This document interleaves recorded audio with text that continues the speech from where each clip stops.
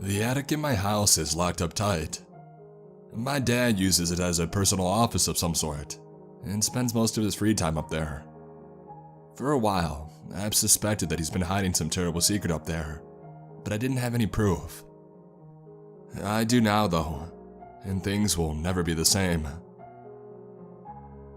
My father is an engineer of some sort, computer science I think, but honestly I couldn't say for sure. He's also pretty reclusive, not many friends to speak of, and he spends most of his time up in the quadruple locked attic. He and I see little of each other, but we will sometimes get into conversations about computers and stuff. Not really my cup of tea, but I enjoy any conversation with him really. When I was around 8, my mother and I were in a car accident. My mother passed away, but I survived and spent the next year and a half recovering at home after suffering spinal damage. I have no memory of my time in the hospital, but luckily my dad has filled me in with the details. This accident has left me with some unfortunate lasting injuries, chronic fatigue, a permanent crick in my neck, and a certain rather unpleasant scenario in the form of a colostomy bag. I also ended up dropping out of public school in favor of an online homeschool regiment. It's not ideal circumstances, but I'm alive, and it's much better than the alternative. As I mentioned, my dad spends most of his time away from work up in the attic. I assume because of his passion for tech, that he's been working on some kind of invention. Every once in a while, I hear the sounds of drilling or mechanical whirring of some kind coming from the attic. Oh, just working on some gizmos and whatnot, being his go-to line whenever I brought up the topic. He never really brings it up, so for a while I just stopped asking. Everybody has hobbies after all. Some people just don't like talking about them, I guess. I never really paid it much thought, until the other night. I was up in my room just working on homework and listening to music. With my headphones on, I suddenly saw a plume of dust descend from my ceiling from the corner of my eye. I paused my music and I stared upwards at it. Specks of dust gently trickled down from the ceiling, sparkling into a fox lighting. A thud then struck again. I saw the ceiling quiver ever so slightly, followed by another small cascade of dust particles drifting from the ceiling. I probably should have felt the vibration from the impact earlier, but unfortunately, I feel nothing anymore. My nerve endings were severely damaged in the car crash and subsequent spinal damage. Because of that, I no longer feel pain or any sort of physical sensation. You may think that would be a good thing, and at first I did too. After a while though, you honestly realize it's not all it's cracked up to be. It's really the little things that had gotten to me. The feeling of a cozy silk blanket in the middle of winter, a warm shower after a stressful day, the touch of another person in tight embrace. I put my pencil down and decided to make my way to where the noise had originated. Upstairs I heard somebody clamoring about, heavy footsteps and a sort of faint grunting noise. Nothing animalistic, but more like somebody trying to loosen a really tight screw and exerting a lot of physical effort. As I moved, I suddenly heard something much more distinct. The sound of a female voice. She sounded like she was in pain, but her muffled groans could have been of an entirely different variety. Two terrifying thoughts entered my mind simultaneously. One, my father was a serial killer and was attempting to restrain and murder his latest victim. And two, my father was busy getting funky with a new lady friend. The thought of walking in on either scene was terrifying to contemplate. I thought about calling the police or pretending like I never heard anything, but if either of my suspicions were correct, then those choices could be either disastrous or rather embarrassing depending on the reality. I realized that there was only one thing I could do, so I took a deep breath and I continued walking. I moved down the hallway from my room until I was standing just below the attic door. Our house is kind of triangle shaped from a standing perspective. No basement with both of our bedrooms on the second floor. At the end of the hall is the door to the attic, which consists of two sharply angled triangular shaped walls that comprise the entire third floor. I lifted a hand to knock on the door when something stopped me dead in my tracks. Yes. I paused as the female voice spoke. Her voice seemed unusually informal given the circumstances. Her tone also didn't seem to match either scenario I had concocted in my mind. "Dad?" I called, knocking gently on the ghetto rig door. The commotion from upstairs suddenly ceased. "Jess, is that you?" Dad called back. "Yeah, is everything okay up there?" I heard him shuffle around before footsteps came quickly down the stairs. The door cracked open a second later, and my dad's disheveled face poked out from within. "Hey, hon, what's up?" His balding head had splotches of what appeared to be grease or oil, of some kind mixed with glistening beads of sweat. Bags had formed below his eyes, and I could tell that he hadn't slept well lately. "Nothing, is everything okay? I heard a noise." Dad's eyes grew wide as I spoke. He disappeared for a brief moment, and I heard chains and locks on the other end. He popped out a moment later, removing his fogged-over glasses. "What did you hear?" His eyes were wide and face contorted into a peculiar and intense stare. It made me nervous to see him suddenly so serious. Just like some banging noises or something. I just wanted to make sure that you were okay." I shifted uncomfortably on my feet. Dad seemed to breathe a slight sigh of relief, and his worried expression turned back to a smile. We talked for several minutes, and Dad claimed he had dropped a box of knickknacks that caused the noise. I returned to my room soon after, but I knew then. He was hiding something from me. The rest of that week went by as normal, with me busying myself with my online school and Dad going to work, and both of us not seeing much of each other. And then Friday came. All the while I had been researching things for a school project, when somehow I stumbled upon an article discussing psychopaths and serial killers. To my dismay, my dad seemed to meet a lot of the criteria for them. Antisocial, check. Secretive, check. Intelligent and cunning, check. It was a disturbing realization, but again, I had no conclusive evidence. I told myself that I was just misunderstanding him, and as his daughter, I desperately didn't want to believe it. Another thing that I should probably mention is that from time to time, I tend to have seizures. I'm pretty sure that it's just another side effect of the crash, but as of yet, I have not gotten a solid diagnosis. They're usually not a big deal anyway, but I do end up blacking out from them every once in a while. Whenever I do, I wake up sometime later in my bed, usually with my dad seated beside me. This time was no different, and when I awoke, I found my dad sitting in a chair beside my bed reading something on his iPad. He broke from his task and removed his glasses as I stirred awake. He asked me how I was feeling, and groggily, I said that I was okay. And then I saw the wires, blue and pulsating. They ran from his iPad directly into my ankle. I inquired about them, and quickly my dad rose and removed them, claiming that they were a heart rate monitor. He gave me some medicine, and he and I sat and talked for a while. I can tell my episodes make him nervous, and yet every time I mention going to the doctor, he resists the suggestion. "Honey, the pills that they give you will just turn you into a zombie." Not literally, of course, but typical anti-seizure meds can have effects of severe lethargy. I have been on a CBD oil regimen for quite some time, and it has cut down on my seizures significantly. But unfortunately, they still do happen from time to time. Dad also gives me a medication of his own. Some matte gray pills with little sparkles on them. I don't know what they are exactly, but I trust him. He knows his stuff. We sat and chatted for a while, with Dad again eventually veering into the realm of computers and technical stuff. Did Mom ever have seizures like me? The words suddenly burst from my mouth. Dad's eyes flickered to me, his jovial smile contorting to a stoic grimace. No, she never showed any signs of it. He paused and rubbed his hands. His eyes watered slightly, and part of me felt guilty for opening old wounds. "I miss her," I muttered, and Dad did his best to offer a genuine smile, but there was no hiding the sorrow in his eyes. He moved closer and we shared a long hug. I wanted to cry, to unleash all the pain that I felt, but the tears would not come.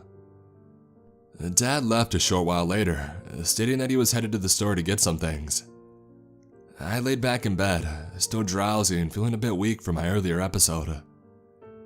I was scrolling through Facebook when something caught my attention. It was like a slight scratching noise, like nails dragging across a wooden panel. I paused the video that I was watching, and I listened for several seconds. The scratching continued. It was consistent, like someone sawing a log far in the distance, but it was coming from above me, from the attic. I rose from my bed and I approached the door as the scratching continued. "Dad?"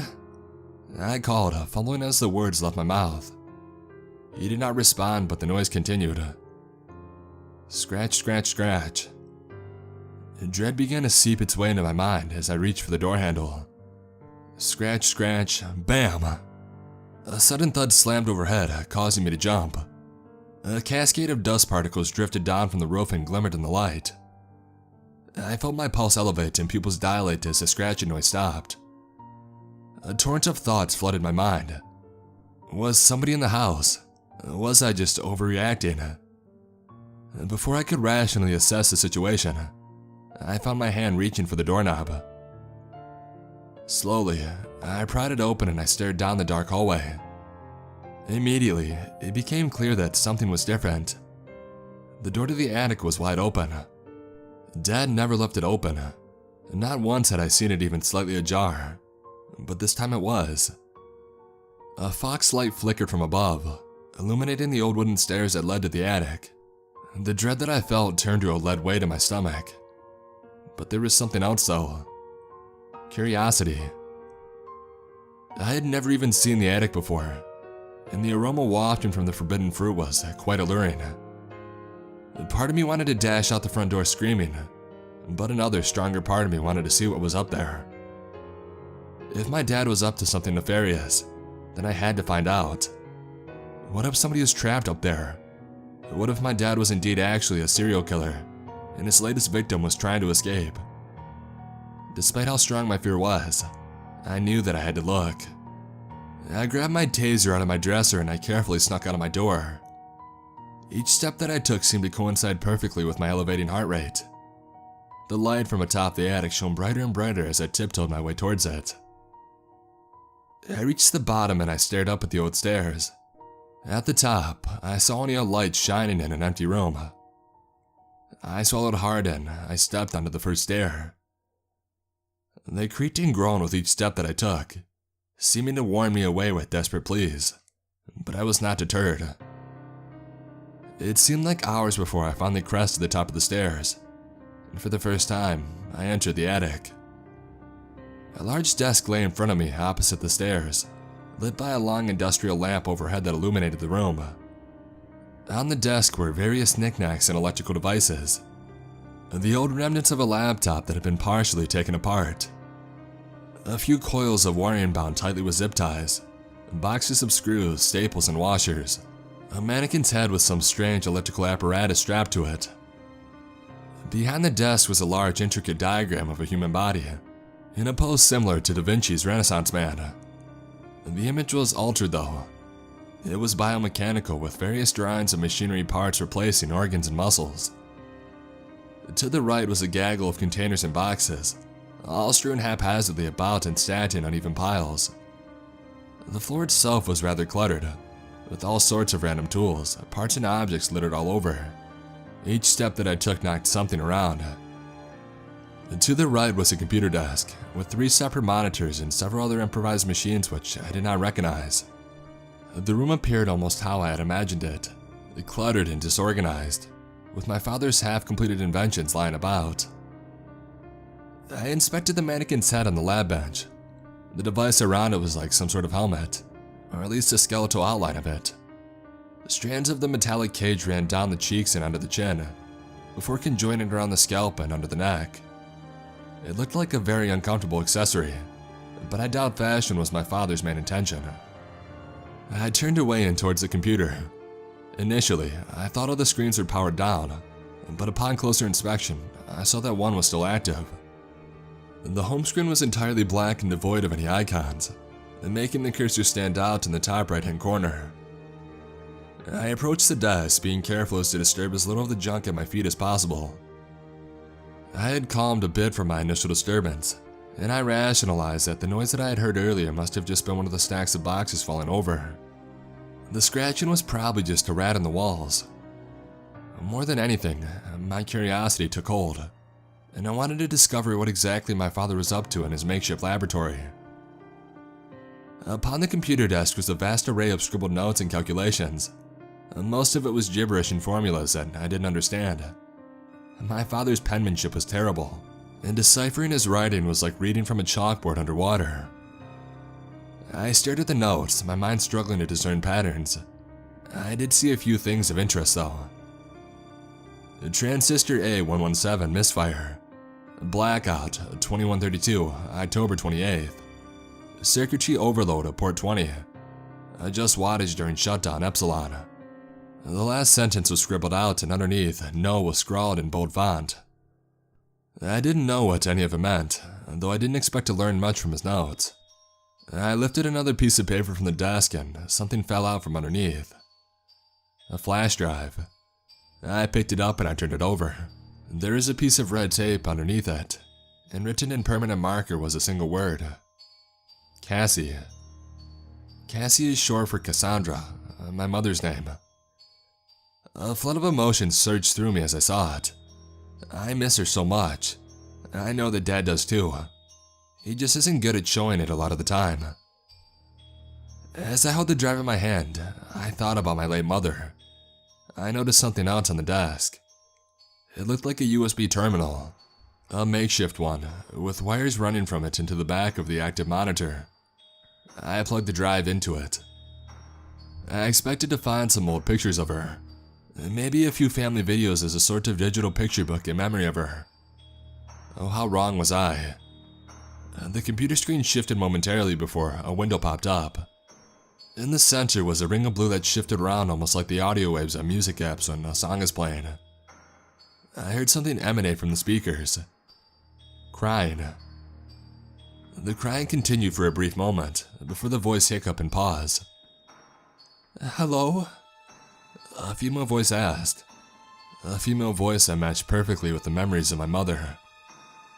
Is someone there? Hello? Please help me. She broke down into a chorus of sobs once again.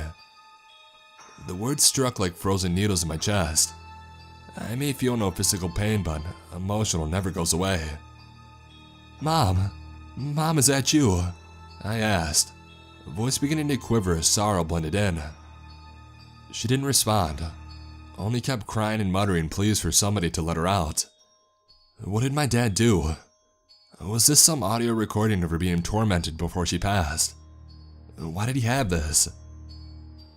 Another much more ridiculous thought then entered my mind. What if this was really her? What if she was communicating through the computer or trapped within it somehow? I know that sounds almost completely insane for me to have thought that, but I just wanted so bad to talk to her. I fumbled around on the desk trying to find a mic or a headset which I could use to respond. In my clumsy manner, I accidentally ended up brushing a stack of electrical components off and onto the floor. They hit with a smack, dragging a few of the paper notes along with them. I cursed to myself and began to lean in to retrieve the items. And that's when I saw it. I froze, hoping desperately that my eyes had lied to me. Slowly my head tilted back up and my heart sunk into my chest. A face. It was motionless, pale and obscured by a stack of boxes in the furthest depths of the room. But I saw it. Wide, unblinking eyes staring back at me. Dark hair draped from the top of its head. Its face was female, but I could not see the distinct characteristics. I fell backwards, landing on my back and staring dead ahead at the face in the shadows. It just stood there, completely motionless. I've never felt terror so strong in my life. Hello? My voice stammered as the words left my throat. The person did not react.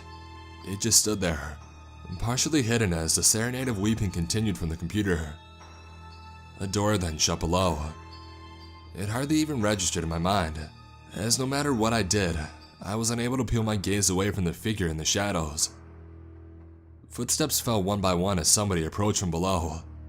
I was frozen, a deer in headlights as the footsteps drew closer. I lifted my taser and I held it to my chest, knowing I may have to use it, but entirely unconvinced of my ability. The footsteps reached the bottom of the attic stairs, and I scrambled back towards the workbench, my back pushed firmly against it, and I watched as the figure in a dark hoodie emerged into the light. "Stay back," I shouted, igniting my gun and letting the electricity crackle between the diodes. The person suddenly jumped and removed his hood. It was my dad, a look of utter bewilderment upon his face. "Jess, what are you doing?" Face rife with confusion as he removed the headphones from his ears. "Dad, there's somebody over there," I shouted back, pointing a shaking hand towards the corner which held the figure. Dad turned towards where I was pointed, his perturbed glance never leaving his face. "Jess, what do you—" "The corner, Dad! Somebody's in the corner!" I shouted again. Dad lifted both hands in a peaceful gesture and turned to the indicated corner. "Over here?" he asked, and before I could reply, he moved quickly over towards it. "No, wait!" I shouted, but it was too late. Dad walked straight over to the figure and began fumbling with a light bulb off to the side. All the while, the person continued to stare, unmoving. Dad grabbed the bulb and sighed loudly. "I hope that you'd never have to see this," he spoke.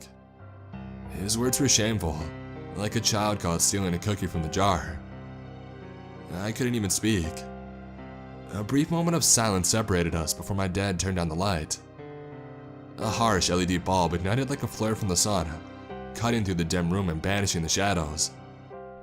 My eyes adjusted a moment later and then I saw her. The figure which moments ago had petrified me. A familiar woman. Her pale face with rosy cheeks, amber eyes and dark flowing hair. Her imperfections were there, the slight wrinkles under her eyes and patches of freckles on her cheeks.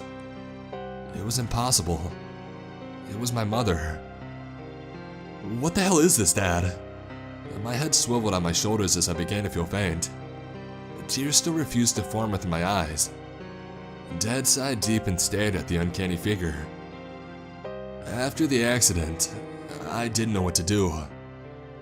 He paused and ran his hand down the figure's cheek.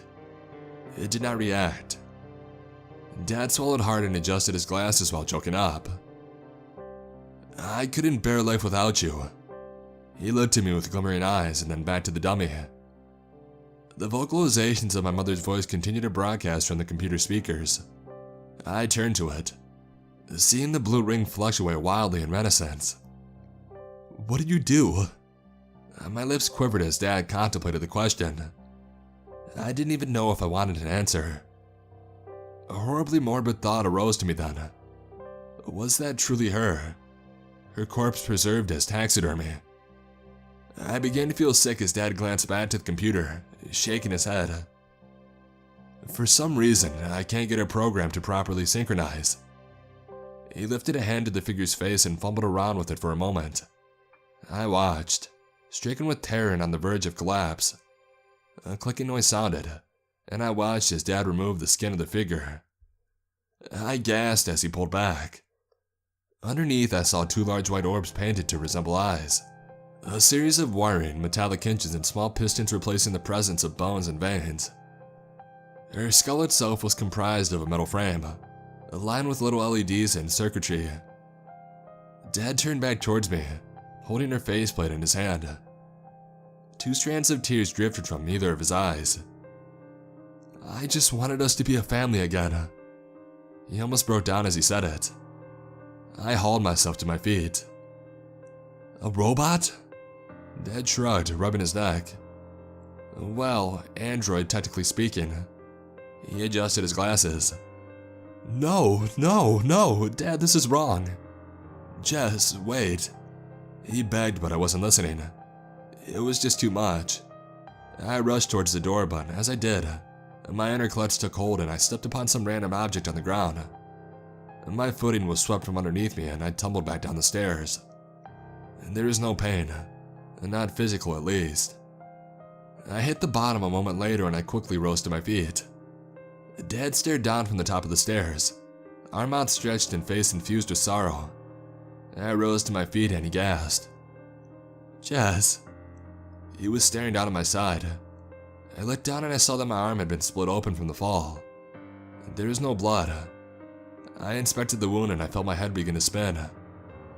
There was no flesh, no arteries, no sinew, just wires and mechanical parts.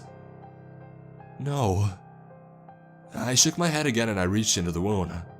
I pinched a wire and I pulled it upwards. It glowed a slight neon blue that pulsed periodically. I looked back to my dad, desperate for him to abate my worries. "Jess, please wait, I can explain." I was far beyond his explanations. I dashed from the room and into the hall bathroom. The footsteps of Dad came rumbling down the stairs after me as I slid the lock on the door. I stared at myself in the mirror. My brown hair, hazel eyes, pallid cheeks, all of them contrasted by the atrocity within my left arm. I pinched my cheek and I drew the flesh slightly downward. Underneath it, I saw the faint glimmering of neon blue. My nails dug into my cheek and I tried tearing flesh away, but it would not budge. I tore at my neck and around my ears as well, until finally I found minuscule staples around my jaw. It took a bit of effort, but soon I was able to pop them open using my fingernails. I dug in deeper, and after fiddling a moment, I felt where the pieces were connected. My father was sobbing and pounding on the door, but I paid him no mind. Slowly I pried harder upon the joint, eliciting a series of clicks, cracks, and pops. Finally, the thing broke, and my entire face gave away. I removed it and stared at the abomination in the mirror. Wires, pistons, circuitry, and hinges. A neon blue strobe passing through the components in an almost rhythmic fashion. My eyes moved around, but without my faceplate, I was unable to blink. What the hell am I? I managed to remove the skin covering my chest a while later.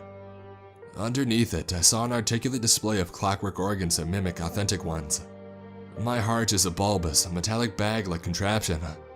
My ribs are a dull gray metal, probably aluminum or some other lightweight material. I watched my lungs swell as I artificially breathed in and out. There is no purpose to my breathing.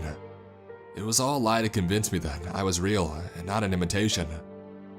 There is no flesh, no blood, no humanity. I'm not even human, just a robot, an abomination. The accident, the recovery, my mother. Is it all just a lie? Was I ever a human to begin with? Are they memories or just programming? Am I just a science project, an algorithm driving an imperfect machine? Something just smart enough to emulate free will, and just dumb enough to believe that I actually have it. I have no purpose, no reason for being. I am just an imitation of life, nothing more. What the hell am I supposed to do? Another memory just flashed in my mind. My father's notes. Although difficult to decipher, I'm fairly certain that I recognize something. I'm pretty sure those notes are about the blackout that referenced me. Above them, I saw a heading. Number 172.4. Does that mean that there's more of us? My father has been at the same job his entire life. God knows what he's done during his time there. I don't know the answer, but I know that I can no longer stay here. I have to find the others. I don't know what else to do.